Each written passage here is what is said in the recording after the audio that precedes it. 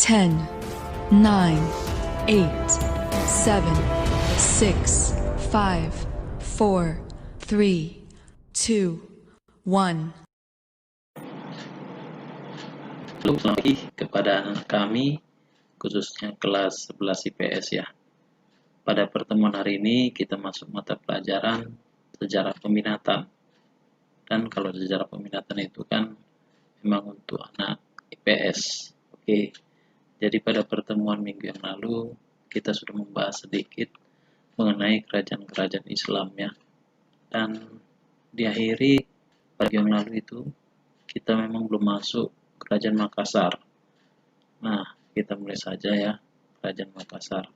Nah, sebelumnya tadi kan sudah Bapak minta untuk kalian mengumpulkan tugas catatan pada minggu yang lalu.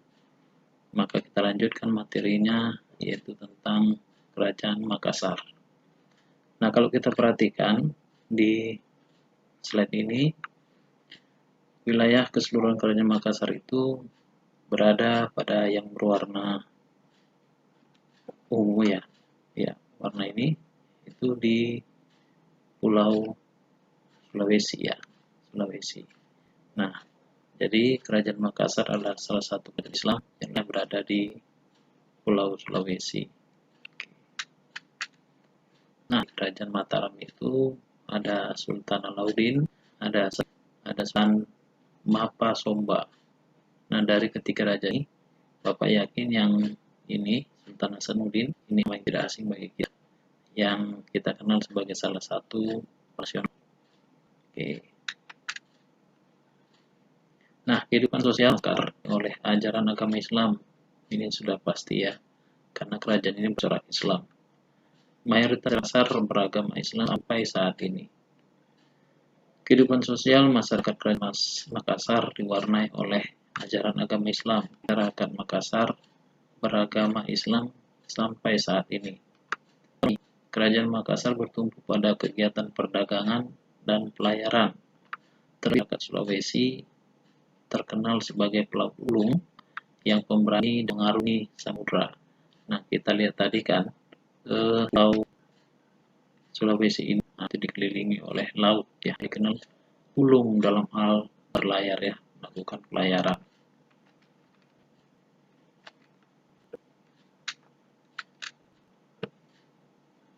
Nah, Makassar bersifat maritim ya, jelas sekali tadi dikelilingi dipengaruhi oleh keadaan tersebut. Sampai sekarang kapal pinisi dari Sulawesi Selatan masih satu kembang Indonesia. Nah, pinisi itu identik dengan negara kita, khususnya pada masa yang lalu, ya, menjadi simbol bahwa masyarakat kita itu sudah mengenal pelayar ya dalam menguasai wilayah lautnya. Di samping itu, masyarakat Kerajaan Makassar menggunakan seni sastra, ya, bahasa ini yaitu Lontara, Ternate dan Tidore. Ya, ini berada di Maluku ya. Ternate dan Tidore. Nah, ini tersebar di beberapa pulau yang ada di daerah Maluku dan letaknya berada di dekat Samudra Pasifik. Raja-raja Sultan Sultan Tabariji, Sultan Babula ya. Sosial masyarakat Kerajaan Ternate dan Tidore diwarnai oleh kehidupan Islam. Kehidupan ekonomi Kerajaan Ternate dan Tidore menitikberatkan kegiatan sebagai sumber keuangan kerajaan.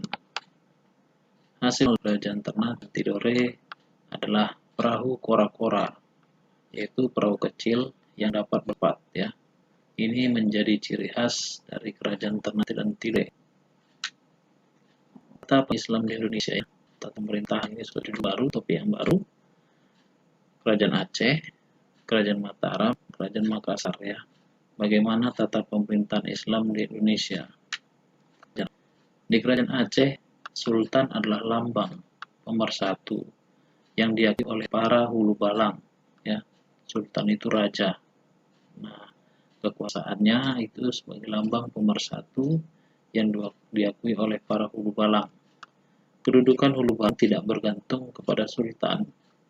Jabatan Hulu Balang dapat diwariskan kepada keturunannya tanpa sepengetahuan dan seizin sultan. Hulu Balang diangkat oleh sultan dengan sarakata, yaitu surat ketetapan. Kalau saat ini itu mungkin disebut dengan SK ya, surat keputusannya, yang dibubuhi halilintar atau cap kerajaan ya. Jadi kalau sekarang itu stempel, jadi pada masa itu namanya capan atau dikenal dengan istilah halilintar. Di daerah pantai timur juga terdapat wilayah yang diperintah oleh 4 orang tuha pewet ya, atau kepala yang masing-masing mempunyai wilayah dengan wewenang tersendiri. Mereka juga disebut Hulu Balang Kat atau Hulu Balang Kecil. Nah, itu dia tadi tatanan di Kerajaan Aceh. Dan dari Kerajaan Mataram ya. Pemerintahan kekuasaan tertinggi berada di tangan raja yang dijumlah pejabat kerajaan yang diserahi tugas tertentu. Jabatan pemerintah raja dibagi menjadi 2, yaitu jabatan pemerintahan di dalam istana atau pemerintahan lebet dan jabatan pemerintahan di luar istana atau pemerintahan jawi. Untuk pemerintahan dalam istana ada 4 orang pejabat yang disebut Wadana Lebet. Mereka adalah Wadana Gedong Kiwa, Wadana Gedong Tengen, Wadana Keparak Kiwa, dan Wadana Keparak Tangen ya. Nah, istilah gedong ya, gedong. Kalau kita mungkin gedung. Nampak sekali ya, gampang ingatnya untuk pemerintahan di dalam istana ya. Mungkin di dalam gedung. Jadi ingat saja nanti kalau ujian itu ada pejabat yang namanya gedong ya. Di atas jabatan Wadana itu ada lagi jabatan di tinggi yang mengkoordinasi keempatnya yang dipegang oleh seorang pejabat tinggi bernama Patih Lebet ya, Patih Lebet. Ini ternyata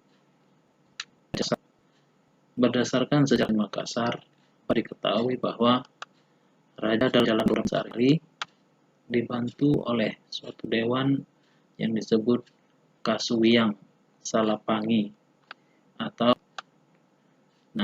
dewan tersebut diubah menjadi Bate Salapau Benderlan yang diawali oleh pemimpin yang disebut Palaya atau Hakim seluruh masyarakat Indonesia zaman kerajaan Islam.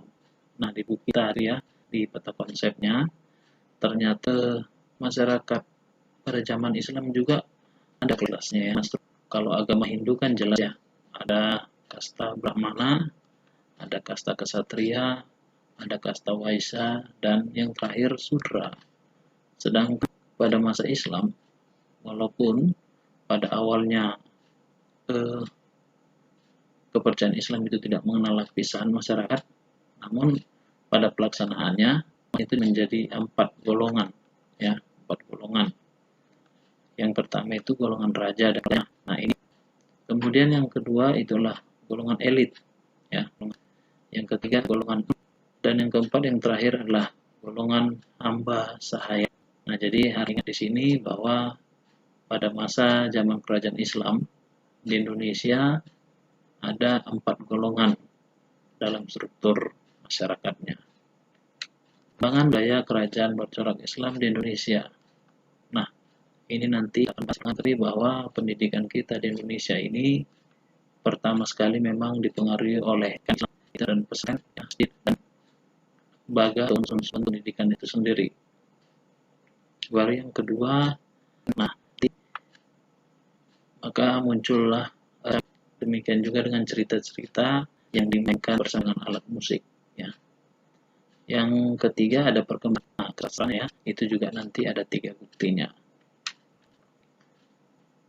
Perkembangan pendidikan. Nah, pendidikan dilanggar atau surau. Langgar atau surau. Nah, langgar ini bentuk kecilnya dari masjid. Yang bentuk kecil langgar. Pendidikan ya tren sampai sekarang pendidikan pesantren juga dikembangkan di negara. Baru pendidikan madrasah mulai ke nasional, ya, madrasah. Persenian itu ada seni bangunan, seni ukir, kaligrafi, seni tari, dan seni pertunjukan. Nah, inilah yang menjadi daya tarik bagaimana Islam pertama masuk Indonesia dengan seni bangunan, seni ukir, seni kaligrafi, seni tari, dan seni pertunjukan. Dan kesusahan bahasa di agama Islam Indonesia dengan meningkatkan bukti kebahasaan atau kesusastraan itu ada ya. Nah, mungkin nanti di buku kalian akan menemukan ada ya, ada suluk. Nah, tidak apa-apa, sama itu, nggak ada masalah ya. Kerajaan satu sudah Bapak buat kesimpulannya. Samudra Pasai disebutkan oleh keruntuhan kekuasaan. Kerajaan Aceh banyak wilayah taklukan mandiri karena kekuasaan dibagi menjadi 4. Yang tadi kerajaan karena menjadi 4. Kerajaan Banten kedatangan bangsa asing, yaitu Belanda. Kerajaan Makassar dikuasai Belanda. Kerajaan Mati dan Tidore antar kerajaan ya. 4 saja kerajaan berbeda. Nah, kalau muncul Islam kan satu hanya di mana ada tradisi yang nah di dengannya perubahan dengan bakat. Mungkin istilahnya disebut dalam sosiologi itu akulturasi antara tradisi lokal dengan Islam. Nah, itu bisa dilihat dari seni bangunan, seni rupa, aksara, seni sastra, sistem pemerintahan, sistem kalender, dan filsafat. Oke, mungkin sudah satu karena ada hal lain yang lebih spesifik yang melepaskan melalui Word ya.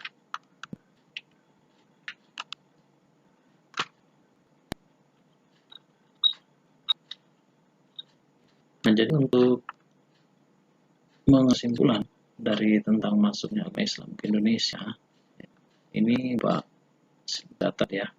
Ternyata tentang islamisasi ke Indonesia itu bisa kita cari tahu dari beberapa teori. Nah, kalau punya ada 4 ya. Harap ditulis. Yang pertama ada teori India, baru ada teori Arab, kemudian ada teori Persia, dan ada juga teori Cina. Sederhananya, kenapa dibilang teori ini? Dari India sudah pasti pedagangnya dari India. Teori Arab ini juga pedagangnya dari Arab, Persia juga pedagang Persia, dan juga pedagangnya dari Cina, di mana para pedagang tadi ini menganut agama Islam. Itu sederhananya ya. Nah, ini sudah juga kalian kerjakan saluran dan cara islamisasi di Indonesia. Itu ada perdagangan, ini paling utama. Kemudian diikuti dengan perkawinan. Kemudian saluran tasawuf, kemudian ada pendidikan, nanti kita bahas saluran kesenian dan saluran politik. Nah, ini ada penaklukan juga ini dari masuknya Kerajaan Islam ke Indonesia, ya, khususnya di luar Pulau Jawa. Nah, sebab-sebab islamisasi cepat berkembang di Indonesia. Sebenarnya jawaban singkat dari sini adalah Indonesia memiliki sifat terbuka, ya. Indonesia itu yang terbuka, dan di sisi lain, ya, Bapak tambahin, nah, ini saja sudah mewakili apa yang membuat proses islamisasi Indonesia dapat berkembang dengan cepat. Ya, ini saja sudah bisa. Yang pertama, Indonesia memiliki sifat yang terbuka. Kemudian yang kedua, penyebaran agama Islam itu sendiri secara damai. Ya. Namun boleh ditambahin, di sini ada faktor agama, ya. Kemudian juga faktor ekonomis. Nah, di sini Bapak tidak menjelaskan lebih detail, tapi nanti cara boleh kalian baca kembali mengenai faktor agama polinomial. Sebab-sebab atau kerumitan Islam tadi dalam slide sudah kita bahas ya. Namun inilah ketiga ketiga ini, yaitu terjadinya pertentangan antara kawan. Nah, tadi ada kalian baca, Bapak sampaikan slide, perebutan kekuasaan, perpecahan juga. Nah, itu karena ada pertentangan di antara keluarga bangsa. Karena sistem kepemimpinannya itu adalah turun-temurun. Awal. Nah, kerajaan itu dapat berkembang dan berpengaruh.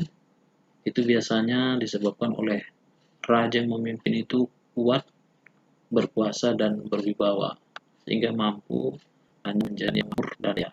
Namun ada situasi di mana kerajaan Islam tadi kehabisan pemimpin, sehingga yang itu kurang ya, menyebabkan kebutuhan di kerajaan tersebut. Lalu munculnya kerajaan baru. Ya, ini tadi masalah Indonesia. Ada Belanda nanti yang mengadu domba kerajaan-kerajaan Islam di Indonesia ya, untuk memenuhi atau mencapai maksud-maksud Belanda di Indonesia.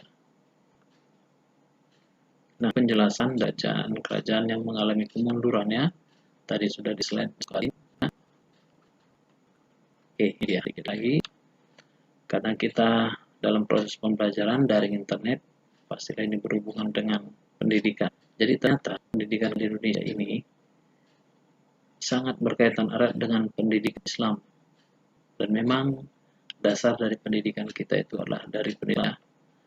Dalam ini ada dikenal dua metode karena pendidikan itu berjalan. Yang namanya itu Medison dan Wetton, sorongan dan sorongan, yakni kedinasan dan hargai seorang demi seorang kita.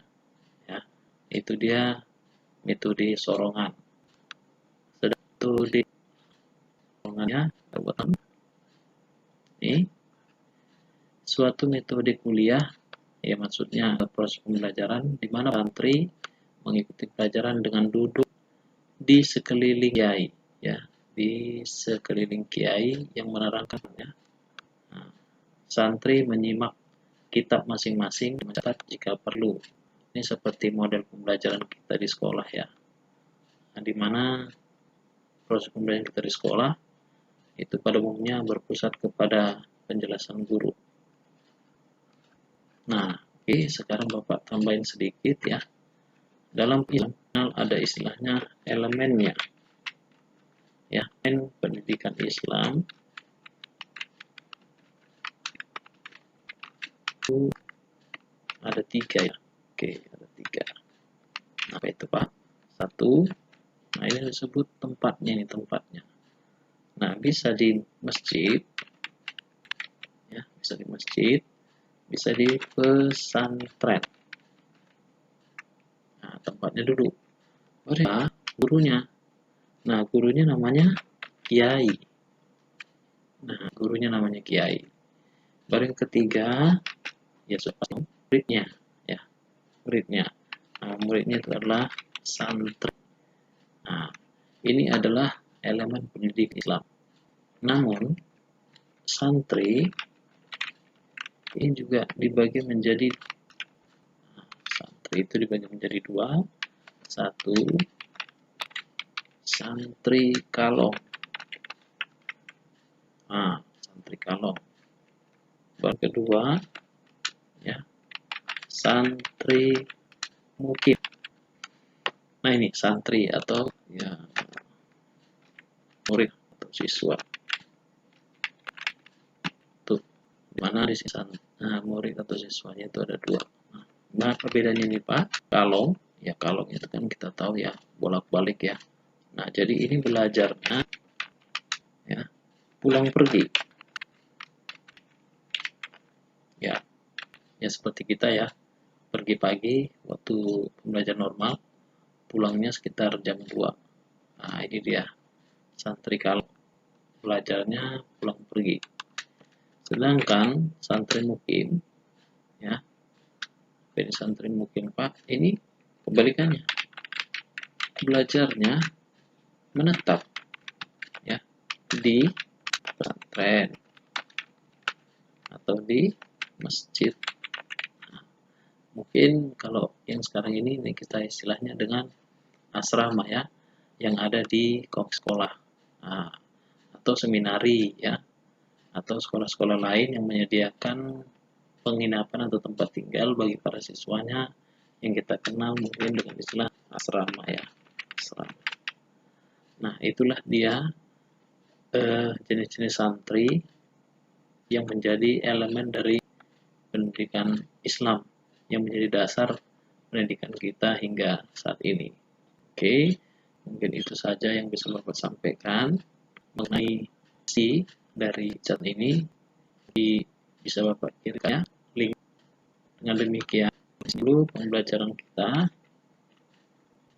Singular, tetap semangat, dan Jaya.